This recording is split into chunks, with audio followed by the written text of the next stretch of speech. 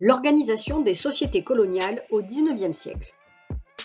Maintenant que nous avons vu que l'Europe du XIXe siècle est aussi une Europe des conquêtes, il faut maintenant comprendre comment cette conquête s'est matérialisée pour les peuples conquis. Coloniser signifie conquérir, mais aussi dominer un territoire et ses habitants, et ceci par l'intermédiaire de l'armée et de l'administration.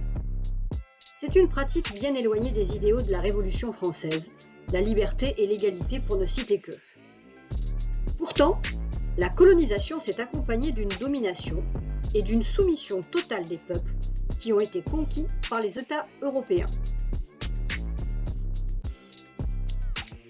Afin de mieux comprendre comment s'organisent les sociétés coloniales, c'est-à-dire comment les colonies sont exploitées et comment vivent les hommes sur ces terres, aussi bien colons que colonisés, nous allons encore une fois partir du modèle de l'Algérie pour comprendre ces processus. Ensuite, nous présenterons de manière plus générale l'organisation des sociétés coloniales au XIXe siècle. La société coloniale française en Algérie. Avec la colonisation de l'Algérie, c'est près de 100 000 colons français qui s'installent et vivent dans cette colonie d'Afrique du Nord à la fin du XIXe siècle. Ces Français d'Algérie vont profondément changer et aménager la colonie. Voici une carte qui permet de mesurer les transformations du pays avec l'arrivée des colons. On voit d'abord que la colonie est divisée en départements afin de faciliter son administration. Les Français s'installent plus particulièrement sur une large bande littorale et fondent de nombreuses villes coloniales dont les deux plus importantes sont Alger et Oran, qui sont également les deux principaux ports à partir desquels s'organisent les échanges vers la France. Ces mêmes Français ont pris possession de concessions, c'est-à-dire de terres, qu'ils exploitent et sur lesquelles ils construisent des maisons coloniales. Enfin, la révolution industrielle en métropole a permis aux colons d'aménager en Algérie un vaste réseau de chemins de fer qui permet de relier l'arrière-pays au littoral. En fait, l'Algérie devient une extension de la France en Afrique du Nord. On y trouve des produits manufacturés français et les colons ont amené avec eux leur savoir et leur savoir-faire afin de recréer une petite vie à la française. Les Français vont d'abord exploiter l'Algérie. L'Algérie, c'est une terre d'exploitation, c'est-à-dire que toutes les richesses sont exportées vers la France. D'abord les richesses agricoles, prenons par exemple l'exploitation de la plaine de Mitidja. Les Français, devenus propriétaires de concessions, exploitent les plaines fertiles d'Algérie, comme ici la plaine de Mitidja. Celle-ci produit du raisin destiné à faire du vin, mais aussi des agrumes, oranges, citrons et des produits maraîchers. Toutes ces productions alimentent la ville d'Alger, dont la population ne cesse d'augmenter avec l'arrivée des colons. Mais une partie de la production est également exportée vers la métropole. Les marchandises partent alors par bateau en direction de Marseille. Même chose pour l'exploitation des minerais algériens. À l'est du pays, non loin de la région de Constantine, les Français exploitent les gisements de fer, de zinc, de charbon et d'étain à Guelma ou encore Ouanza.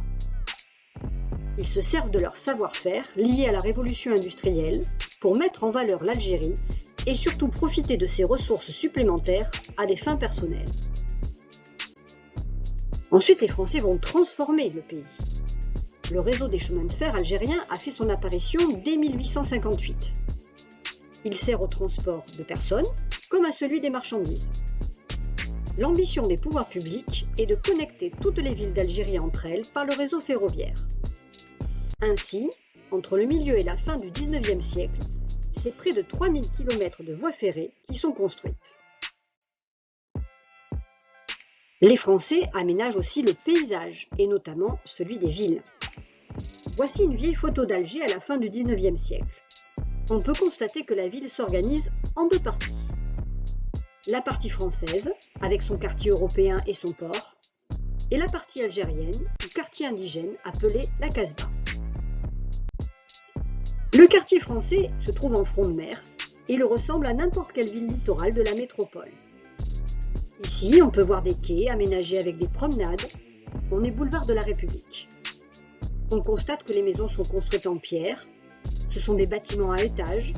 Et au niveau de la rue, on trouve des commerces, des cafés, ici, café de Bordeaux, ainsi que des restaurants. Ce boulevard est longé par une ligne de tramway, symbole de la modernisation de l'Algérie grâce aux innovations issues de la révolution industrielle. Tout est ici fait pour retrouver des conditions de vie à la française. Les colons s'habillent à la mode française et seules les ombrelles des dames ou les chapeaux des messieurs traduisent l'ardeur du soleil plus cuisant dans cette colonie. La ville est aménagée sur le modèle haussmannien, avec de grandes avenues, de grandes places, des statues, comme ici la place du gouvernement et sa statue de Charles X, qui rappelle le rôle joué par ce roi de France dans la conquête de l'Algérie. Le quartier indigène, quant à lui, se trouve plutôt sur les hauteurs. Il est plus traditionnel et surtout beaucoup plus typique. Il s'appelle la Casbah, on l'appelle aussi Médina. Tout ça signifie la citadelle en arabe. Les maisons sont plus basses et souvent en terre ou torchis, avec des toits plats, et se succèdent le long de ruelles étroites. Les habitants, eux, portent la tenue traditionnelle algérienne, et les femmes sont voilées. Derrière les portes cloutées peuvent se cacher de véritables petits palais construits autour d'une cour centrale. À travers l'exemple d'Alger, c'est en réalité toutes les villes côtières et occupées par les Français qui mélangent des traits européens et orientaux. Pourtant, la société coloniale en Algérie est marquée par de fortes inégalités. Je rappelle que l'Algérie est une colonie de peuplement, c'est-à-dire qu'elle a pour vocation d'accueillir des colons français. Pour cela, l'État français distribue gratuitement des lopins de terre appelés concessions. Ce sont évidemment les meilleures terres d'Algérie, ainsi que des outils et même des animaux à élever. Leur transfert vers la colonie est également aux frais de l'État. C'est ainsi que l'Algérie s'est peu à peu peuplée de Français et la génération suivante qui naîtra dans la colonie sera désignée par le terme de pied noir. Mais ces colons français vont bénéficier d'un statut privilégié par rapport aux indigènes algériens. D'abord parce qu'ils ont le statut de citoyens, alors que les Algériens, eux, ont un statut de sujet, c'est-à-dire qu'ils ont la nationalité française, mais ils n'ont pas les droits civiques, car ils sont considérés comme inférieurs et dominés par les citoyens. Ce qui explique que les Algériens soient soumis à une réglementation différente des lois françaises, appelée le Code de l'indigénat. Ce système juridique reconnaît comme inférieurs les droits des Algériens qui n'ont aucun droit politique, ni le droit de vote, ni celui d'éligibilité. Ils peuvent être emprisonnés, soumis à des amendes ou encore tués. D'ailleurs, cette réglementation sera souvent accompagnée d'abus qui n'ont fait que renforcer le sentiment de résistance et d'opposition des Algériens face aux colons français. Ensuite, cette inégalité de statut se traduit par l'accès à la terre. On peut constater sur le tableau que la terre passe progressivement des Algériens aux Français entre 1863 et 1917. Ce sont en réalité les meilleures terres qui sont données aux colons, et les Algériens ne sont plus que les locataires d'une terre qui ne leur appartient plus.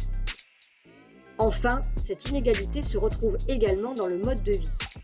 Les colons français sont plutôt urbains et scolarisent leurs enfants dans des écoles françaises qui s'ouvrent un peu partout dans la colonie. Au contraire, les Algériens sont majoritairement ruraux et scolarisent peu leurs enfants. Pourtant, si les Algériens sont peu scolarisés, il n'en reste pas moins que la langue française est imposée et devient la langue officielle. Pour l'apprendre, les enfants algériens doivent recevoir une éducation minimum dans des écoles de garçons ou des écoles de filles. Maintenant que nous avons aperçu comment s'organise la société coloniale française en Algérie, voyons maintenant plus largement comment s'organisent les sociétés coloniales européennes au XIXe siècle. Le système colonial est avant tout un système de domination et d'inégalité. Les pays d'Europe exercent plusieurs formes de domination sur les colonies. En fait, il existe 3 types de colonies. D'abord, le protectorat. Dans les protectorats, les institutions locales sont maintenues mais accordent aux pays protecteurs le droit d'exploiter les ressources naturelles du territoire. Par exemple, le Maroc et la Tunisie sont des protectorats français. Ensuite, ce sont des colonies de peuplement. Ces colonies sont destinées à l'implantation de colons européens pour la France. C'est l'Algérie, par exemple. Enfin, ça peut être des colonies d'exploitation. Ces colonies fournissent alors les matières premières à la métropole. On parle de métropole pour désigner la puissance qui domine la colonie. Quel que soit le type de colonie, l'économie de ce territoire est toujours organisée par et pour la métropole. Les Européens exploitent toutes les matières premières et en priorité les métaux précieux. Pour ce qui est des cultures, les métropoles imposent aux colonies de cultiver des cultures d'exportation comme le café, le coton plutôt que les cultures locales.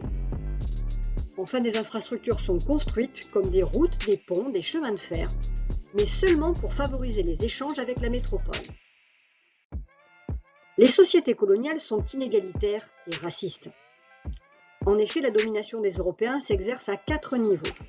Au niveau politique, au niveau économique, au niveau juridique et au niveau culturel. Tout d'abord, la domination est une domination politique. Les colonies sont dirigées et administrées par des gouverneurs et des fonctionnaires européens qui s'appuient sur des élites locales afin de servir d'intermédiaires avec la population locale. Mais ces élites locales sont dépourvues de toute autorité et en réalité, elles appliquent la politique de la métropole. Lorsque les élites indigènes souhaitent accéder à des responsabilités, là encore, ils sont maintenus dans une situation d'infériorité. Ensuite, c'est une domination juridique. Les indigènes ont un statut inférieur et les colons les méprisent la plupart du temps. Ils n'ont pas de droits politiques, peu de droits individuels. Ils servent la plupart du temps de domestiques, de main-d'œuvre servile et font l'objet souvent d'humiliations. En outre, l'égalité est loin d'être une réalité au sein des sociétés coloniales. Dans les possessions françaises, c'est le Code de l'indigénat qui, depuis 1881, fait régner le bon ordre colonial. C'est un ensemble de textes de loi qui maintient les populations colonisées, appelées aussi les indigènes, dans un statut juridique inférieur à celui des citoyens français. Cette inégalité s'appuie sur des thèses scientifiques, notamment celle de Darwin, affirmant que l'homme descend du singe. Sur ce dessin, on peut voir que l'homme de couleur est placé plus proche de l'animal que l'homme blanc, ce qui justifie sa domination. Ensuite, c'est une domination économique.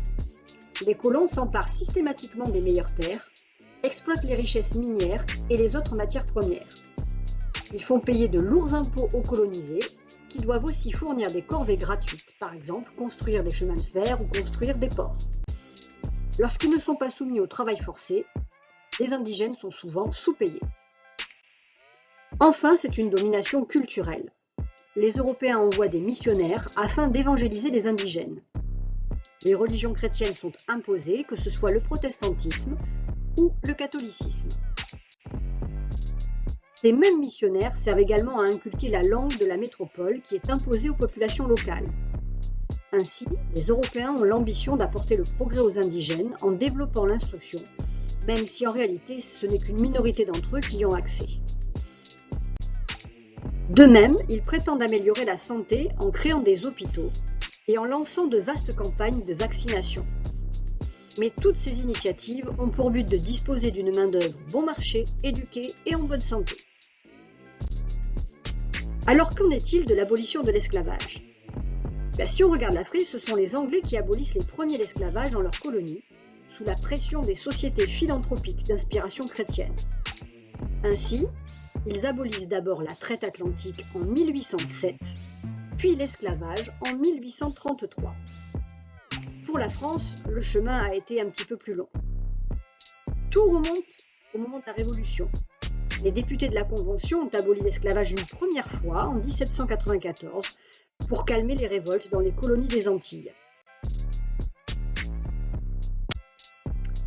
Mais Napoléon Bonaparte est revenu sur cette mesure et il a de nouveau légalisé l'esclavage en 1802, ce qui entraîne une deuxième révolte aux Antilles de 1802 à 1804. Les libéraux et les philanthropes français ont ensuite imité leurs homologues d'outre-Manche. L'interdiction de la traite n'intervient qu'en 1815 et surtout 1817 sous Louis XVIII. Mais l'esclavage en France et dans ses colonies n'est définitivement aboli à Paris que le 27 avril 1848 par le décret de Victor Schœlcher.